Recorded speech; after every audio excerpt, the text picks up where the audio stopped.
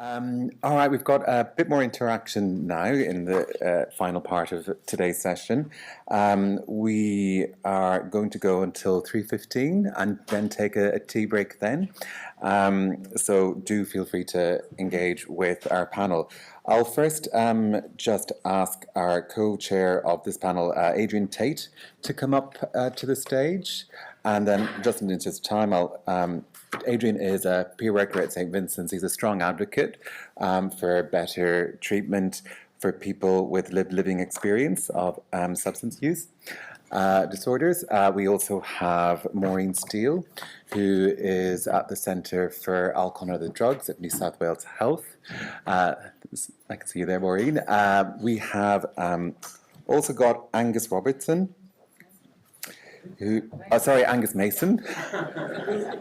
Angus and Robertson, that's a thing, isn't it?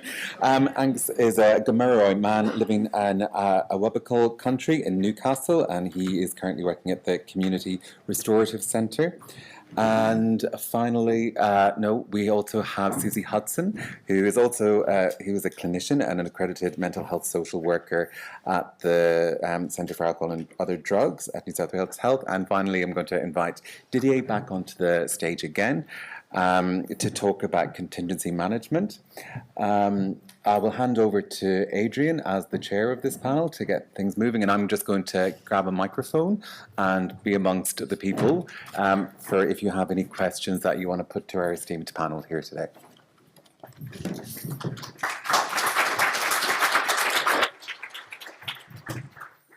Thanks, Brendan. This is exciting and a bit nerve-wracking. I'm going to probably just time keep a lot today because this panel is pretty bloody marvellous. Craig can't hear me. What do I do? Here? There? That's better. Okay. What about Maureen? Here, let's do that. Right. I also would like to pay my respects to elders past, present and emerging, acknowledge that we are on Gadigal land. I would also like to stand in solidarity and recognise that we do stand on the shoulders of people with lived and living experience who continue to thrive and survive in shitty systems. We do what we can. Along the panel, Maureen, I think, just generally gets introduced as living legend. It just seems to be a thing. Most of you would know Maureen. Started with Newer in the 90s, big old beautiful life, now works at the Ministry of Health and is focusing on value-based care. Angus, not Robinson, Mason, works in restorative justice and identifies as having a lived and living experience. Yeah. Susie Hudson is a bit of a rock star, and what do you do, Susie? Work for the ministry and as a social worker, and you know Didier. I thought I could pretend actually I do have lots of stuff in my book, but I thought what we might actually do, because of this panel, is I'll just go, hey, reflections, and I'll go, go.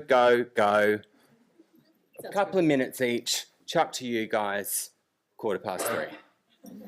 Righto. That's okay. Yes. Brendan said start with Susie and make sure she doesn't talk too much. Susie Hudson. Okay. Well, thanks very much. It's a pleasure to be here on Gadigal country. I suppose where we wanted to begin a little bit was based a bit on what Didier had started to talk about as part of his presentation around contingency management.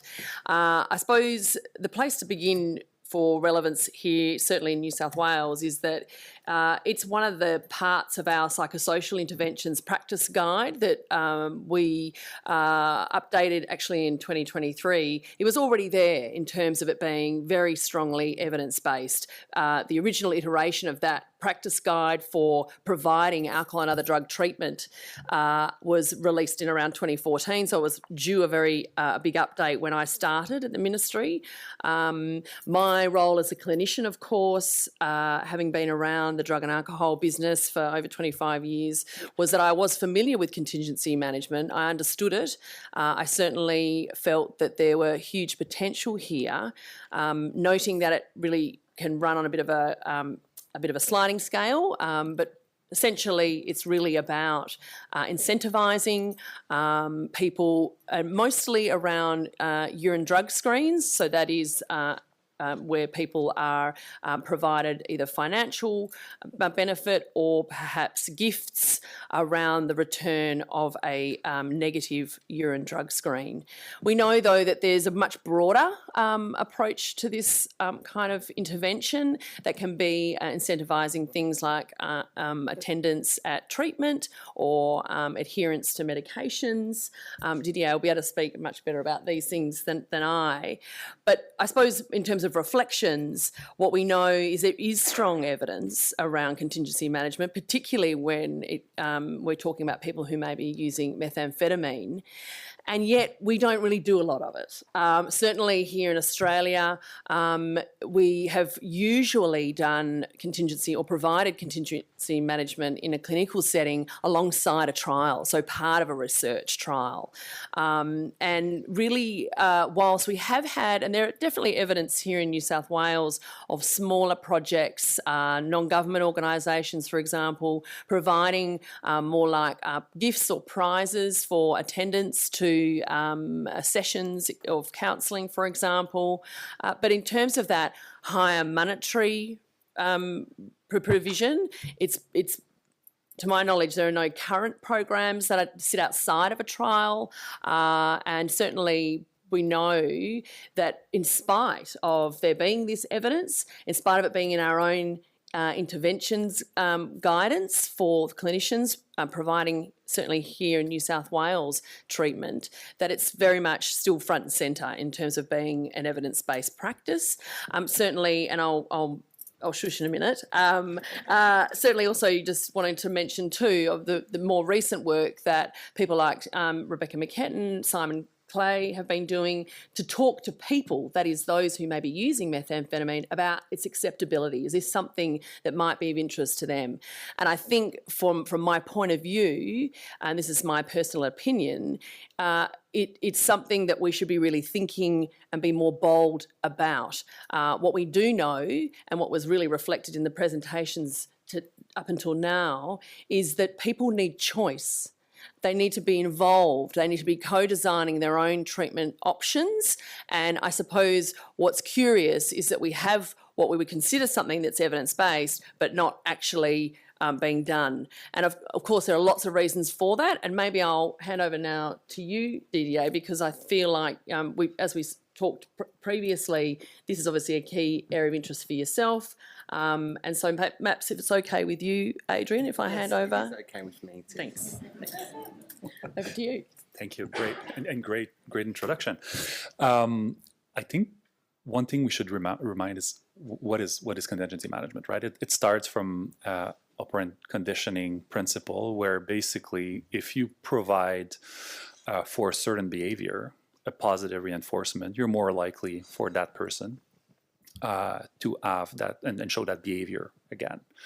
And so when we all started with contingency management at the very beginning, addiction researchers just started by thinking about contingency management and how to apply it to substance use disorder treatment, saying, oh, what do we want to change is substance use. So then what will incentivize and what will provide the reinforcement for is actually negative drug urine. And that's the model we've been using for years, and that's been studied and whatnot. I think it's important, and there's now a lot of evidence and a lot of literature on that, is that basically you can implement contingency management in various ways. You can modify what you're providing the reinforcement for. You can modify the reinforcement. There's a whole science about actually, are you giving money or are you giving vouchers, prizes? What's the schedule? Should you increase the amount of money over time? Should you keep it stable or whatnot? There are things that work better or not, but I think the bottom line, you may have the most effective intervention possible with a large side effects if nobody wants it. If you have nobody seeking care who wants that intervention, if you have no clinician feeling comfortable using that intervention, basically that intervention is not very useful. And I think that's a little bit what we experience with contingency management.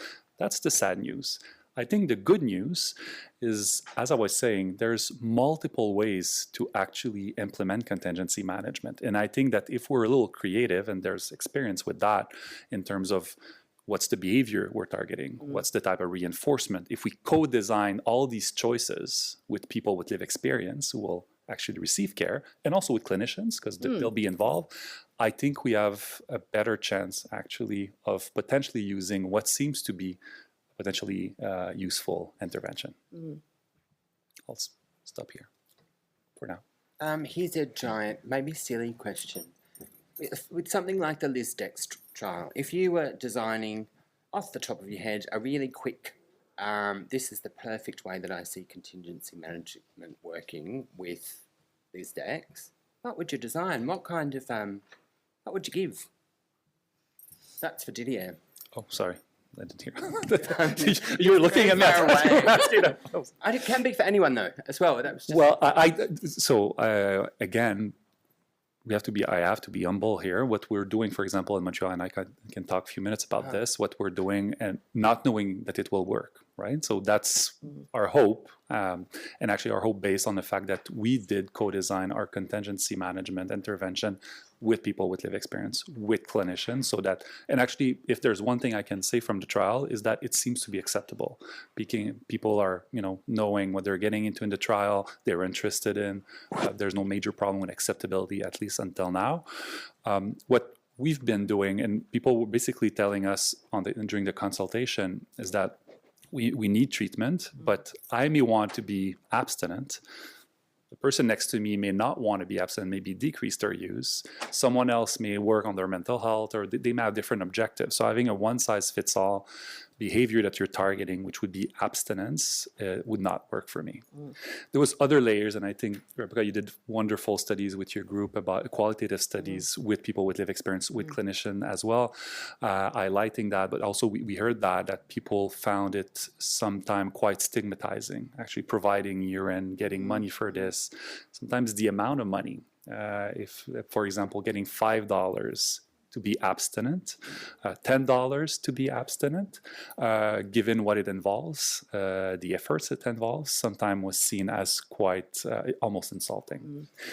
So I think basically we took that and landed on what seems to be more acceptable, which was, if you provide me incentives and money that will actually help me to get to treatment, and actually find out what's my objective, work with the clinician on what I want to achieve, then that may be actually useful for me to actually facilitate my engagement in care. So that's what we decided to do. But again, that's one way. There are probably multiple ways, and who knows if it will work. I feel like Maureen might have, we've been going back and forward on this a little bit, haven't we? Around the kind of reporting other people, or the kind of, there feels like a greyness around some of the ethics of this. Yeah, obviously I'm here because I don't like the idea. I think it sucks. I think it's institutionalised bribery and coercion. I don't know how people can know what they're getting into until they're into it, if you know what I mean. I think it's really easy to research, and it's really easy to get data on this, and this is why it's over-researched. I wonder whether other things are harder to research, and that's why they don't get researched, like therapies. This is so easy to get data. You've either got a clean urine or you don't. Report the numbers. Write up the numbers. It's easy research in a way, and that's what makes me wonder, there's so much evidence on this. Well, why? Why is there so much evidence on this and not other things? So I'm here because I'm cynical. Having said that, it sounds great. When we all hear about it at first, we all think, hey, that sounds interesting, that sounds great. But you know why? Because there's nothing else on offer for ATS users. And it worries me that we're going down this pathway because there's nothing else on offer. Is that a good reason? The idea of taking an incentive away, in particular for me, failing, that just seems really messy. I don't know how that would work. Angus had some really interesting reflections the other day around, but we were talking about vouchers or gift cards. particularly in Aboriginal populations. Angus was kind of reflecting on what he thought. Yeah, so I was just reflecting on this using some of my lived experience. I feel like I've just been places before for treatment, and I'm just not taken seriously. And I feel like it's quite a common case in the First Nations populations. I should also, before I go any further, thank you, Uncle Michael, for your beautiful welcome to country today as well. So yeah, I just feel like a lot of the times I'll go into a treatment place and they'll just hand you that thing at the reception, the form to fill out at the front desk, and as soon as you tick methamphetamine and Aboriginal, the clinician reads that once you go in, and I feel like they just look at it and a lot of the time they just go, Aboriginal, methamphetamine, this is too difficult, let's just get him out of here as quick as we can. And I've experienced this more than once at different places I've been to. I expect that other people have come up across this as well. So I just feel like this intervention contingency management could be really useful for Aboriginal populations because it tells people that you believe in them, that you want to invest in them, and gives you a bit of a reward to show that you're going well. As I said, I feel like we're just not taken seriously a lot of the time when we come in for treatment. So giving somebody a bit of a reward to show them that you're doing well, I feel like, it could go a long way to show people that they are taken seriously and that they are valued when they come into these services. Another thing I wanted to mention is that I feel like a lot of the interventions that we have currently require somebody to be removed from society in order to participate in, whether that's removing somebody from society for a week to participate in a detox program, or if it's removing somebody from society for 3 to 6 months to participate in rehab.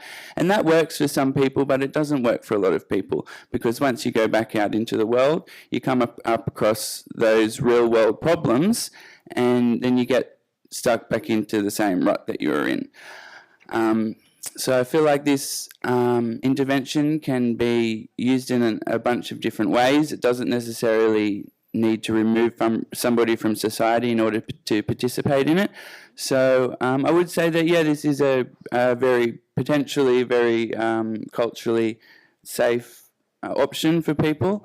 I do want to mention also Maureen's point that she made, I think, particularly around the, is this all we get? I think if we were to implement contingency management in an Australian context, which I think could be good, we need to keep researching other interventions as well, because, it's not good enough to just say we've got contingency management for now, that'll do. Because as we've already identified, I think there's a number of problems with contingency management. So it might not work for everybody as well. So I think even though we can trial this contingency management and it might be good in an Australian context, we need to keep doing that research, and all the work that NCRED is doing is really amazing around this space, and we need to keep funding that research and keep investing in more research as well. Really, thanks, Angus. I guess it's hard to kind of fathom the breadth. That's where I think I'm very much foot in both camps. Not that it's either or. Some of the stuff from what I've read seems like the fishbowl thing. That sounds bizarre. If anyone gave me a little bit of paper going, good work for not doing meth, I would chuck the paper back. The gambling thing, I think that's really interesting as well. A lot of people do have crossover with, and there's an element of gambling to this. I think Maureen's point too, this is great for research. It would be interesting to see the kind of longer, outside of research, how this... I think that's interesting to talk about, because I personally really hate gambling, but I know it's so intertwined into Australian culture. I just feel like it could be really... really beneficial. It could be really effective. That's the word. It could be really effective. Because people like gambling, so they're like... Yeah, because people like gambling. It is really... I don't know if people know, but we've got around the same amount of poker machines in New South Wales as they do in Las Vegas. So it's very much an epidemic in this state. So I feel like it could, it could be really accepted. Let's ride the epidemic wave. Yes, let's take advantage of the gambling epidemic. Woo! I think on the other hand, though, as well, if someone gave me some cash and some stimulants I'd say thanks heaps, and it would help me to use less meth. I reckon it'd be better if it was skills-based, like this is really out there, but say you were offered something like, a skill you could learn to kind of go on in life, like this is out there, but flying lessons. If you were offered something like that, I could imagine all the 21-year-olds I know going, well, I'll stop using tomorrow if I could learn how to fly a plane. That's really interesting. But I think that's possible. I think you're quite right, Maureen. I think in its simplest form, as it sort of began, and I think this is what sort of Didier's presentation is about, is how do we actually make it what people want and supportive in terms of the choices about their goals for treatment or not. I think the thing that I can see the incentive about, and it could be anything, it could be exactly as you say, not necessarily money.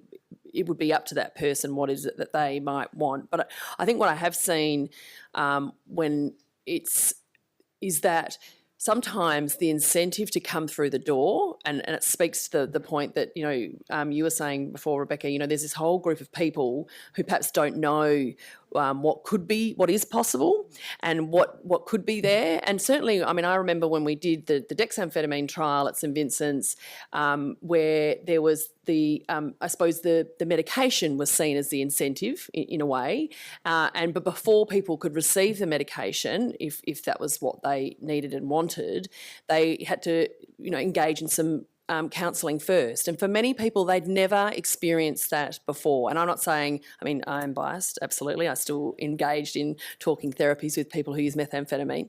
And for some people, it's very effective, but I wouldn't say it's for everybody.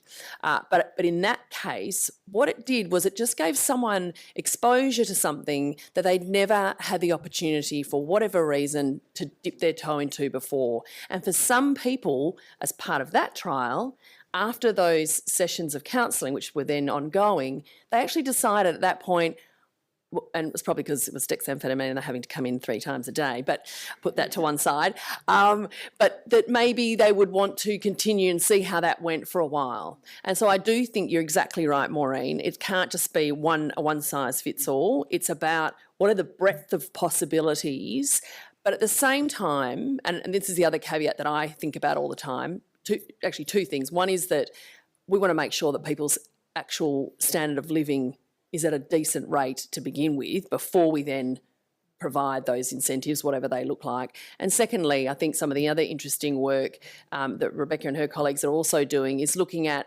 having the incentives, particularly if it's monetary or gamified, that it sits outside of the therapy space, so that it's not me, your therapist, then handing over money as a result of that interaction, but it's outside of that as a broader program of work.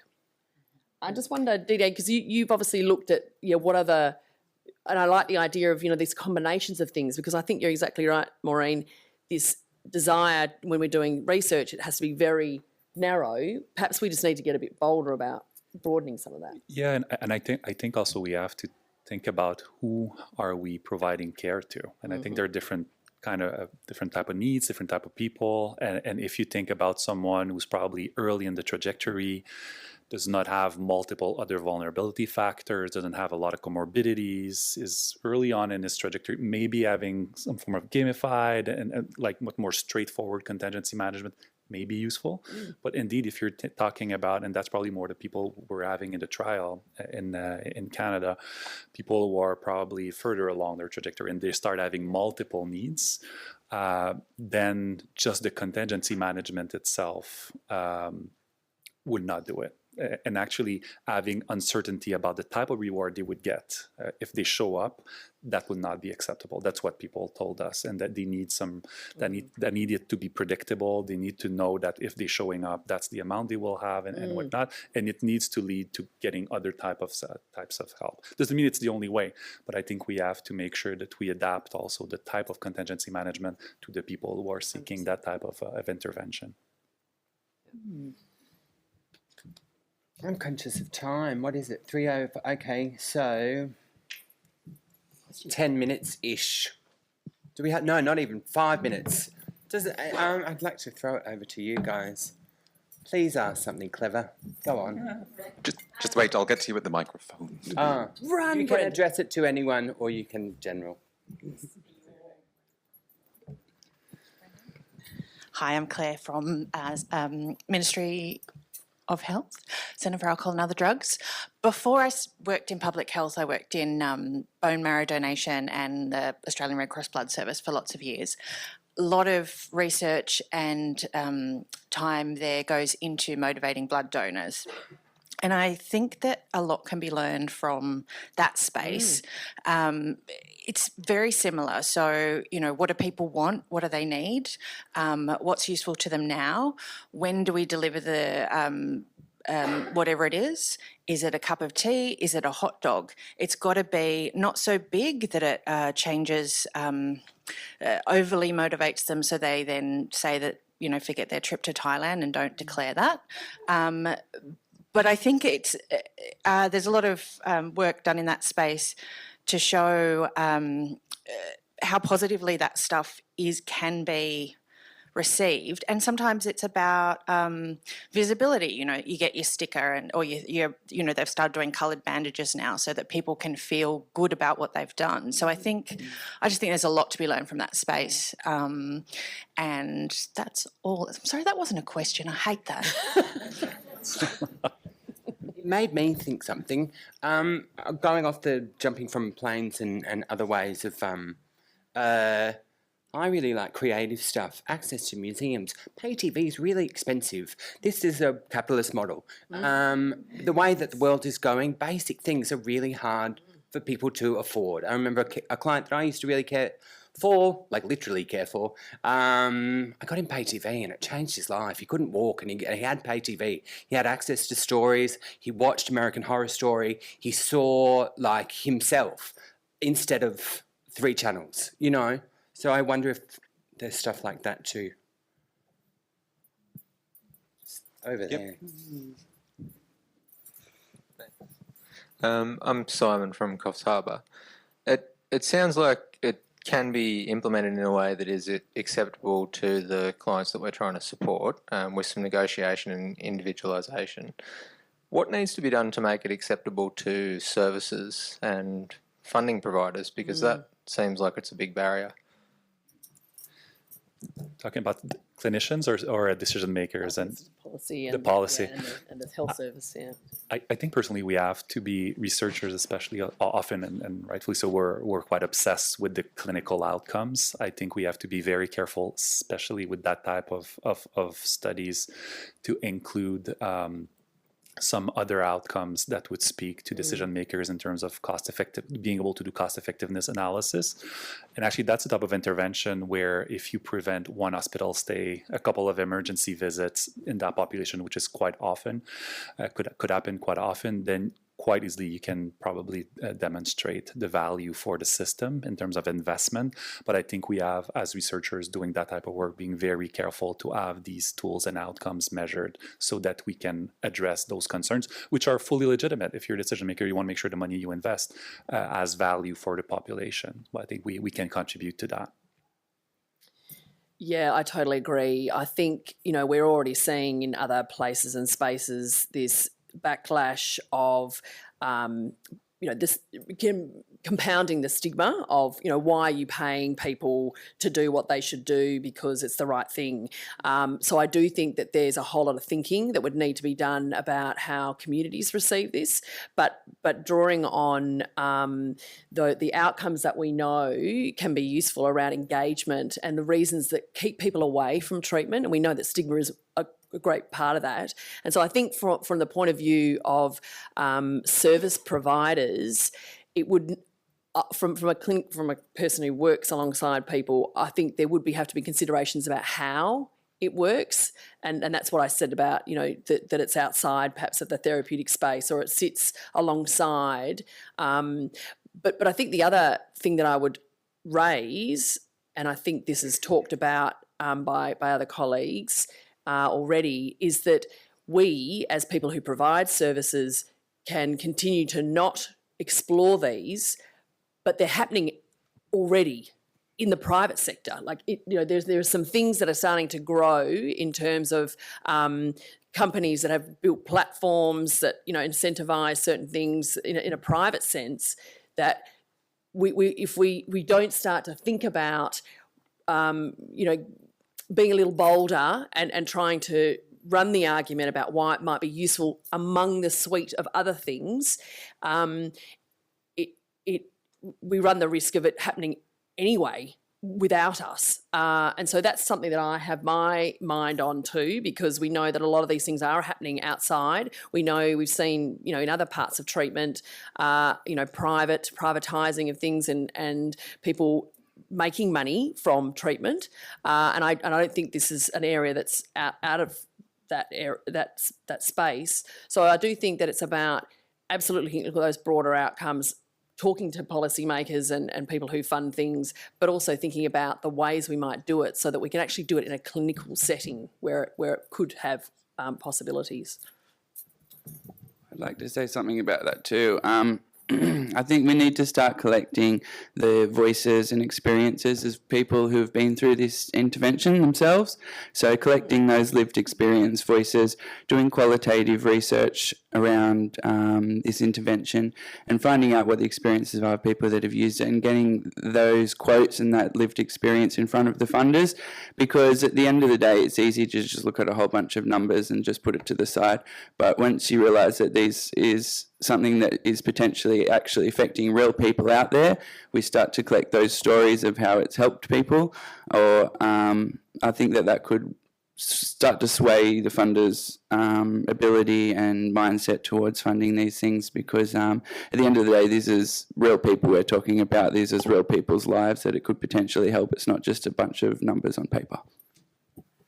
I just want to give Maureen a chance as well. I think we're going to run out of time. I know you've got lots of thoughts. Go on.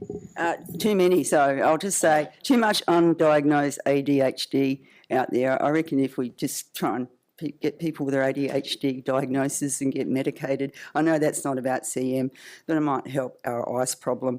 And also translating research into practice remains a problem no matter what we're researching.